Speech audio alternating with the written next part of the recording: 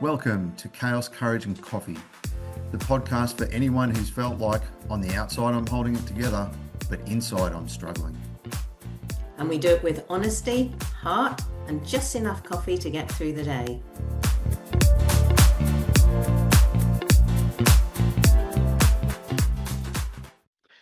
Good morning, Vanessa. How are you today? Yeah, I'm pretty good, thank you. Brett, how you doing? I'm well. And what would you like to talk about today? Well, I do want to talk about, I was just thinking recently, so a couple of things. So I've got a friend who's gone a little bit quiet on me, actually two of them. And I know the story, so I'll come back to that in a minute because it made me think of another friend I've got who made me laugh almost the other day because she said quite casually about her and her husband is, oh, we don't like people. Now she is a friend, and we do connect and communicate and meet, but I thought that was quite interesting to be so kind of like, we don't like people. It's a bit of a generalization, isn't it? And obviously it is because she's talking to a person saying that. But it just made me reflect because I've had times in my life where, well, I've moved twice. No, I've moved a few times, but the last couple of times I've had to actively sort out social life.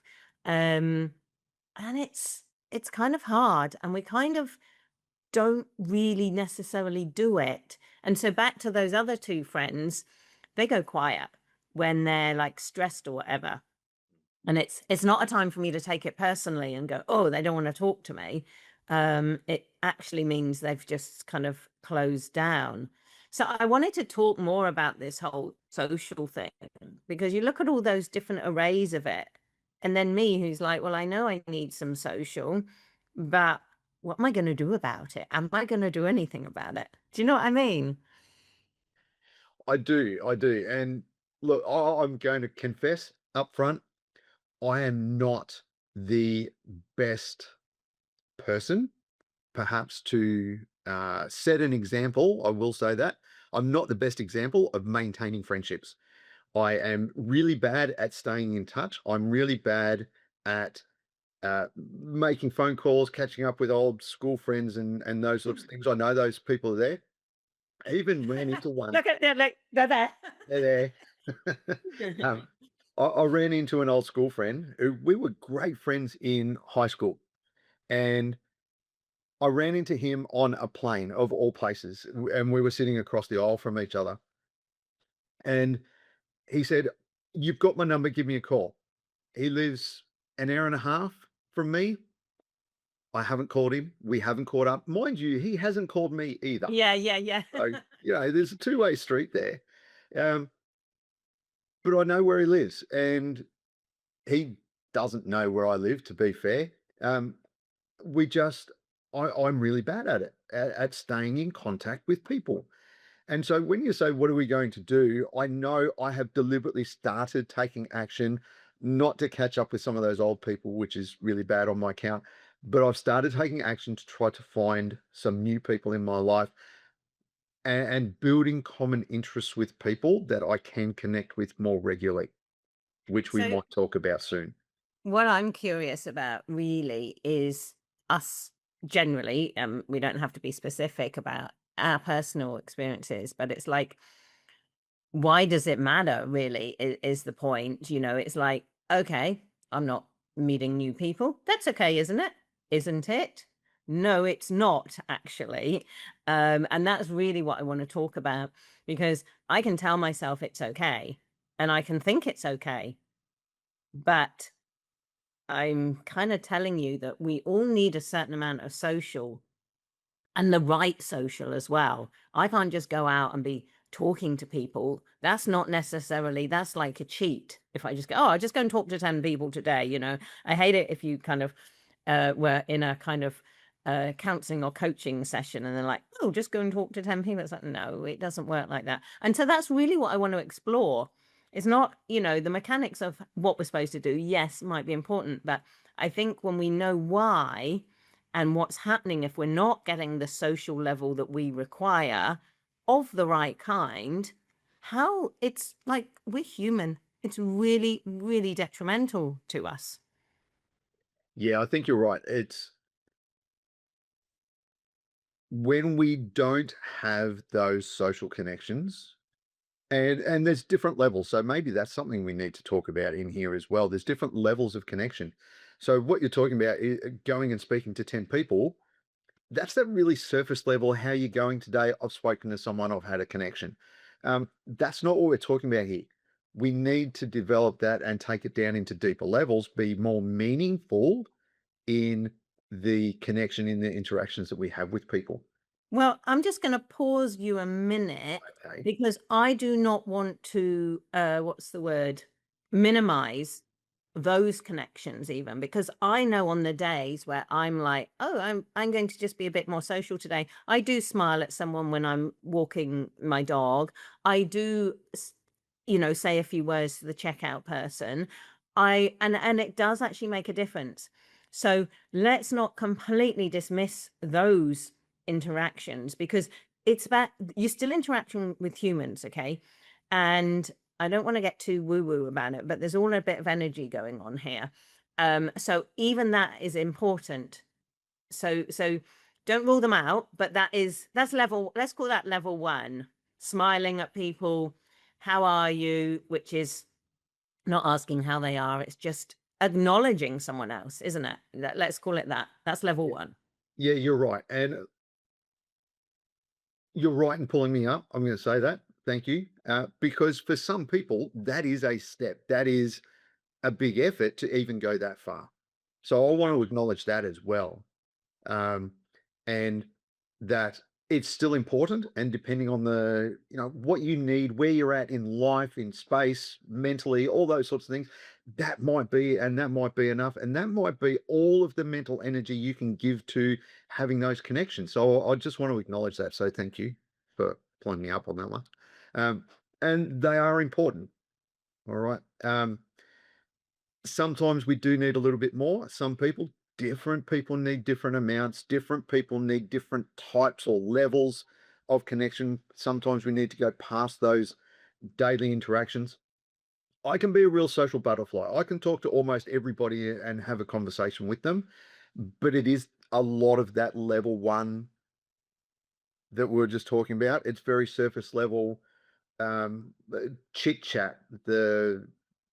I Well, don't know what else it to it call. it unfortunately falls a lot into small talk that people hate doing, and there is a whole mechanics around that, but a lot of people, yeah, don't do level 1 because it's small talk. That's fine. You actually can bypass level 1. You don't have to do it. I was just saying doing level 1 isn't a complete waste of time, but don't worry if you're not a level 1 person.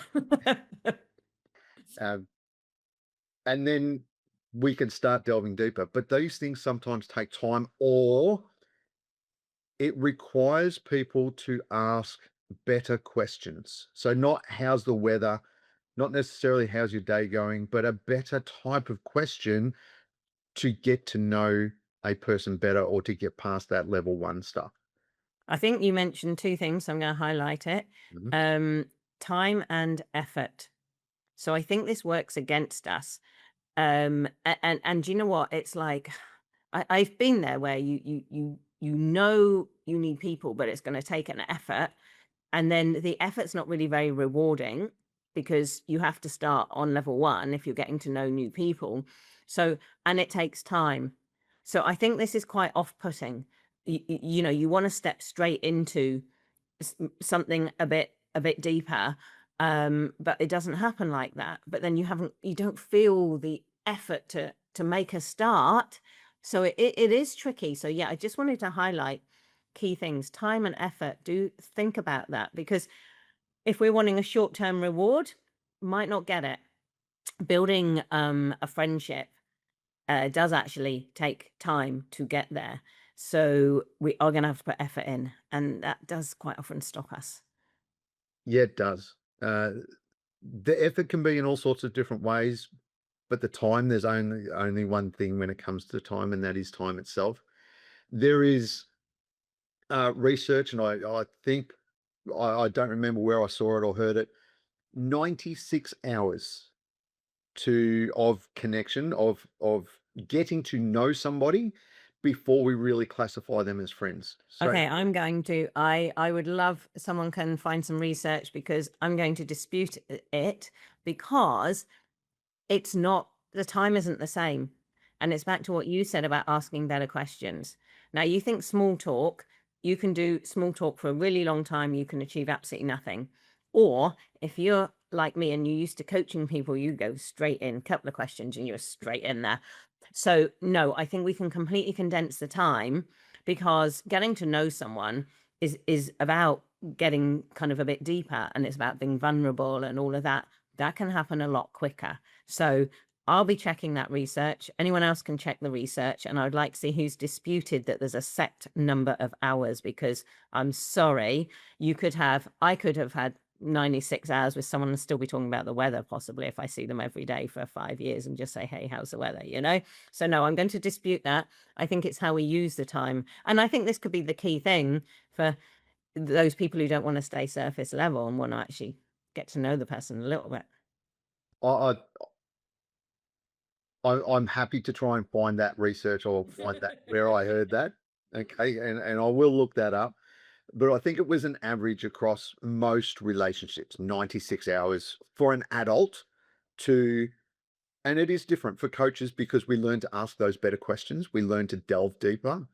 But for the average person, generally speaking, 96 hours before we start really considering them as friend. So, well, I'll just leave some people some hope. Whilst I'm sure that research is out there, I wasn't disputing that you read it. I dispute that it's true, and I think yes, on average. So, if you don't want to do 96 hours, just learn to go the short way. That's me always like, hold on, what's a quick way I can do this? Ask better questions instead of how is the weather, what's your next challenge, or what's held you up this week, those sorts of things. And we can talk about that. And that might be another episode as well. How do we ask better questions Mm. to get build connection or to, help people feel included or safe or whatever the case may be. So there's lots of different things that we can do, but time is one of those ones. Yes, we might be able to abbreviate time, but we still need to put in the time And effort. and effort. And be brave because I know the number of times I've had to be brave and like take someone from a context of, say, a sporting thing, say, hey, do you want to meet for a drink outside of it? That takes bravery because they might say no. So I think maybe that's part of it. To move a social thing forwards does take bravery. Like even in the beginning, we said time and effort. It's an effort. We're putting ourselves out there. So that's definitely one aspect that doesn't cover some of it, like my friends who shut down and block everybody out, and reduce probably the very thing they need at the time that they need it. So that's a really interesting behavior. I think it is interesting. I could have a guess at why or not what's going on for them specifically in that moment, but why they take that approach. And I would be speculating in saying they're trying to conserve some of that mental energy or put it where they feel it's going to provide a greater return for them at that moment in time. There are definite rewards when we talk about engaging with people, going out and having a coffee or a lunch date or having a beer or whatever the case may be. There are definite social, mental, lifestyle returns in doing all of those things. But sometimes, depending on what's going on in life, we prioritize differently. And I think this is where some of this is coming from that we don't necessarily prioritize connection, our friendships, meeting up with people, which, as I said, I know I'm guilty of. So, yeah, how do we fix it or Well, what? I agree with you, and I think that you bring up a good point. So I agree with you about why people are closing down because it's focusing. But it was interesting when you said, so why don't we go out and I think it is a little bit to do with reward. So if you're going to make the effort to go out to be social because you need social, do you get the reward? Okay, because if you don't get the reward, it doesn't encourage you to do it again. And so the social thing you've gone to might have missed the mark for you at that time. right? Like, might be sometimes, yeah, I love to go out where there's a lot of buzz and a lot of people. Other times, you might just want a bit of a one-on-one or group of 3 people. And so if you don't get the reward because you've chosen the wrong kind of social, I think it's not gonna encourage you to do it again because it's not a reward then, you do more of what you feel is good. So if you've chosen the wrong thing at the wrong time, it can actually then you go, "Oh, well, I don't like going to noisy pubs then." Well, that's it, now you've cut out all noisy pubs, you know? Or is it the wrong, and I'm going to play a little bit of devil's advocate here, is it the wrong people for, That too. Yeah. because if you've got people, if you're with other people that don't enjoy that environment or that activity, even as much as you enjoy it, they're going to bring everything else down. So sometimes it's about the people, sometimes it's about the activity or the thing that you're doing, and sometimes it's picking a combination that works depending on what you want to achieve, or the level of engagement you want. If you're in an environment that is really, really busy, it can be really hard to have a deeper or slightly deeper conversation, or take the relationship, the friendship, whatever, to the next level, into that deeper level. But if you're wanting something that is really active and you're okay with that higher level for today, then yeah, it's kind of a pick and choose. We've got to be sometimes a little bit more discerning, I suppose, which feeds back into your point of maybe this wasn't right, or maybe you didn't get the reward that you were looking for. Now what I wanna take it in another direction now, because we've almost talked about people who know they want a bit of social. But what I want to talk about is those who don't realize that's what they're missing. And I think that's really, really common. So I think that comes first. So, we can definitely help people if you're trying to build up more social and how to do that and create that. But what if you don't realize that's what's missing? If you're like my friend and go, well, we don't like people, you can not like people, but you do need people because we're humans. We need people because we need connection and we need that safety that having a group of people or specific people and the belonging creates. So I think it's identifying that from how you're feeling that that's what's missing, because it's not necessarily easy. It's not like, oh, my stomach's grumbling, I'm hungry. Okay, I know I need food. Easy one. This one isn't, and I think that's why people miss it. There's not a real clear, you can reach a point, yes, where there's a really clear thing. Oh, I really want to go out and have social and have friends, but you can be in a space where you are not recognizing those feelings going on for you, that means you need people. Yeah, You know what I mean? absolutely. Yeah, Yeah. we commonly associate being lonely with needing people, which is the most obvious one, and it's the easiest one. I miss being with people. I miss this person or that person. We get that.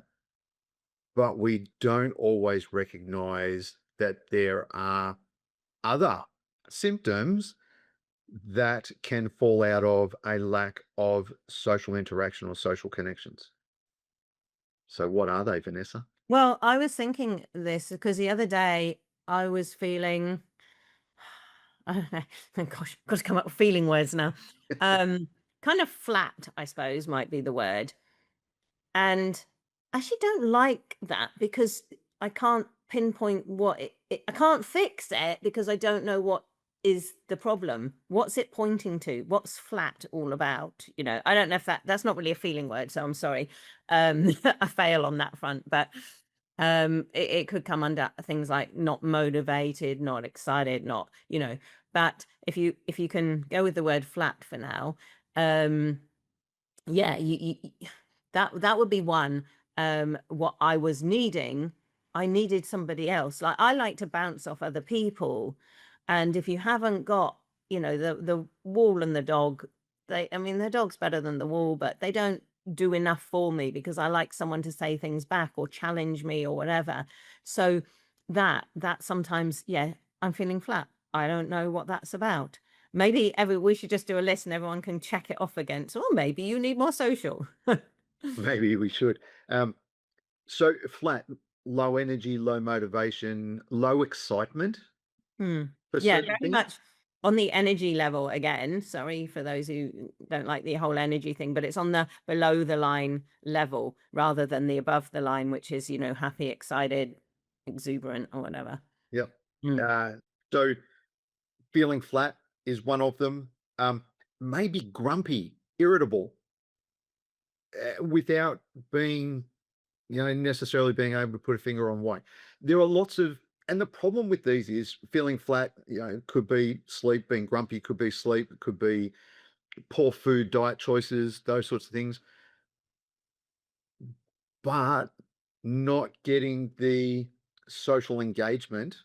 And let's face it, humans are social animals. It's why one of the reasons why we've been so successful as a species as what we've been because of our social ability, communities. We work together, we hunt together, we survive together, all those sorts of things. An innovation one has spread through society and it's raised all of society up to the next level, those sorts of things. So we've been so reliant on these people for so long. And that's why we need it now. But sometimes when we're grumpy, like I said, it's not because we're tired necessarily. We might have had 8, 9 hours sleep. We might have been getting good food, but there is something else missing.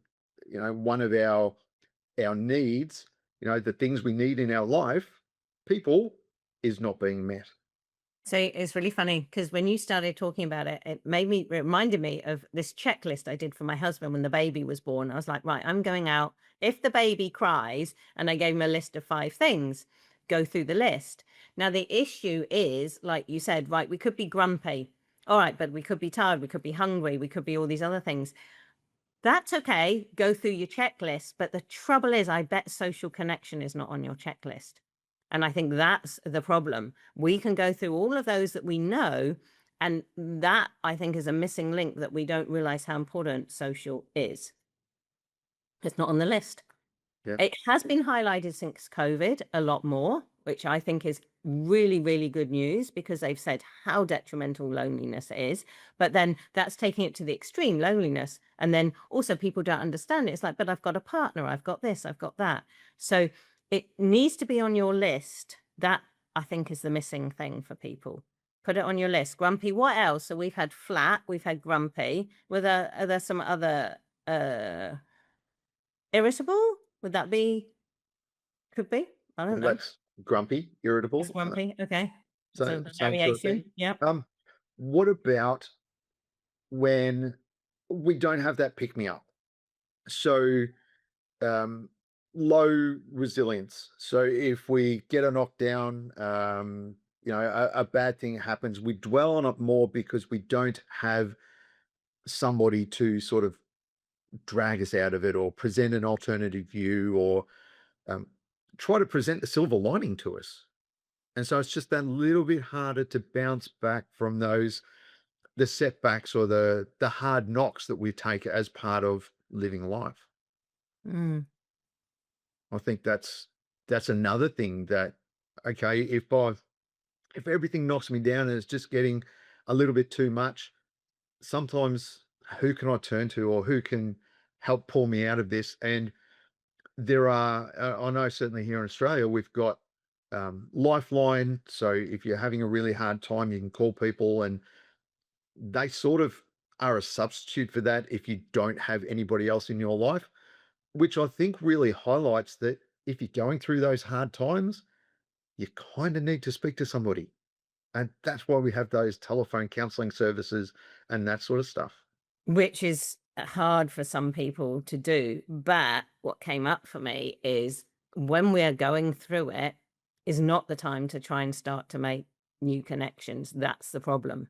So if you feeling absolutely fine now, good. Now go make connections because you're going to need them when you hit that slump.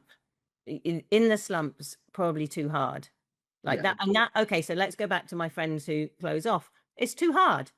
It's too hard to reach out, have a conversation with a friend when you're in that mode. That's why you need the connections to have been built. It will make it that much easier when you're heading downwards. absolutely. And I think one of the things we tend to do, or some people tend to do, is when it starts getting hard, we retract, we pull in, we start putting up walls and those sorts of things. And that's just going to make it harder. And we end up going in that downward spiral. So when it's, as soon as we, and I know it's easy for me to say, as soon as we identify that it's getting hard is when we should be reaching out, or even before, and have those safety nets in place before it starts getting hard. But unfortunately, we don't all do that. So Yeah, how no. do we do it?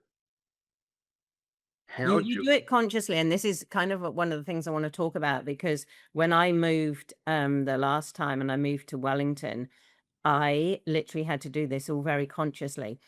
Everybody has a different level of social that they need, but also within that, a different type of social. So, because I knew I needed some social, I set up different types. I set up, and I made it up to start with, like, oh, I need at least a one on one with a friend each week.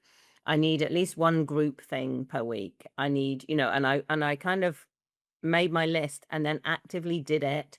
The advantage of going to a group thing is you're not reliant on someone else letting you down because that happened a lot. So then I was like when they booked seats on the aeroplane, I actually had to overbook knowing that things would get cancelled and I wouldn't hit my level. But I didn't know what my level was to start with. So I literally just had to make a starting point. And yeah, if you go to a group thing, you know it's still happening and it's still there. And it's less effort in a way. Like, it's kind of really hard to go into a group thing, but it's less effort that, you just have to turn up. You don't have to organize it with a friend. It is there and it's happening. So, I would say try all these different manner of things because you gotta work out what works for you. Right? Some people absolutely hate groups, and if you just absolutely hate them and never gonna do them, well, that's fine. And then, yeah, you've got to put in more of those one-on-ones or the small groups, and then you might have to organize them, but you've actively got to try and set it up, and this is hard. Like, some people are in a workplace, okay? They might not be your friends, but at least you've got some human connection going on. But for me, who works for myself, and a lot more people do that these days, don't they? So it's a lot more effort. well, I work from home. So even though I have colleagues, I don't see them unless we organize a Zoom meeting or something along those lines. I don't see them. I don't interact with them. I can spend whole days, and the only person speak to is my wife or my 20 something son who lives in the house with us. That's the only people I speak to. So, you know, I really had to make an effort to get out of the house and go and start making connections. So for me, that meant I volunteered at my local football rugby league club. Okay, And that's a so good one. Yep, that's a good thing. Mm. that was getting me out. It was meeting people. It was um, and so that's what I do. And it gets me out of the house, it gets me some fresh air because I'm out with the sport. It gives my wife a little bit of a break from me and me, me from her as well, which can be beneficial. Um, But, it's just something different, and it's taking time. Don't get me wrong, it is taking time, and it's taking effort, and it took a little bit of me putting myself out there and a little bit of that uncomfortable walking into a new environment with a whole because I knew nobody. I had no connection to the club. So everybody assumes when you're doing something like that, that yeah, and I had this conversation with somebody.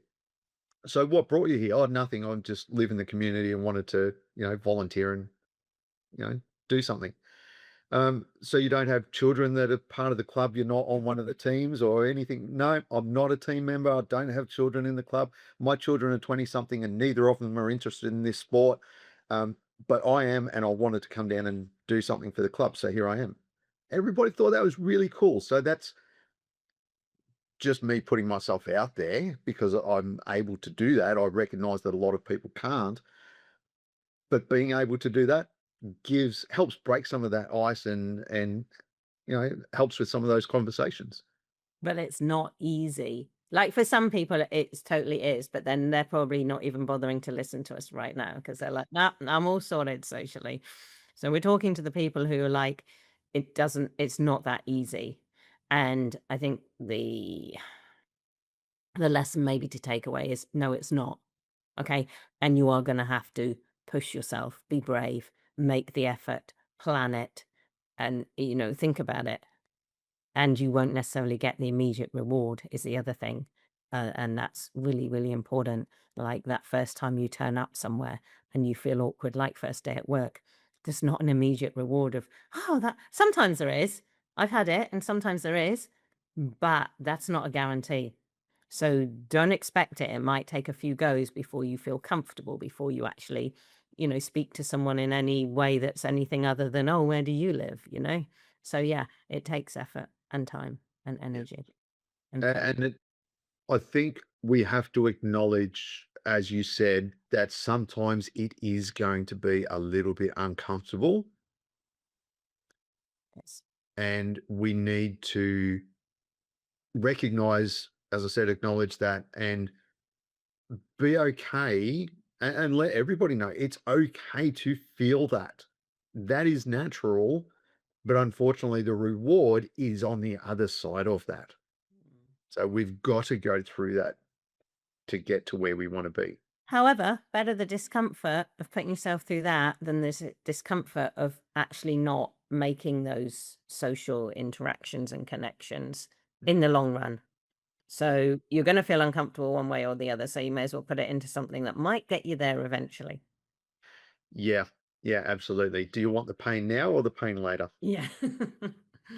But, I do want to highlight again, it's not realizing that social's what you're missing that can be the key thing. And so that would be the one takeaway I want people to get from this. Not, so much the how do you do it, because everyone's probably got an idea of that. But this is for the people who don't even realize that's what you're needing, because I don't think it's highlighted enough in life. We need the social. Yes, we need different levels, but some of your feelings that you're totally unaware that they are lack of people and connection. Yeah, I think that's a good closing. Cool. All right. Well, thank you, Brett. Good conversation. Thank you, Vanessa. Good topic. So thank you. And thank you all for listening.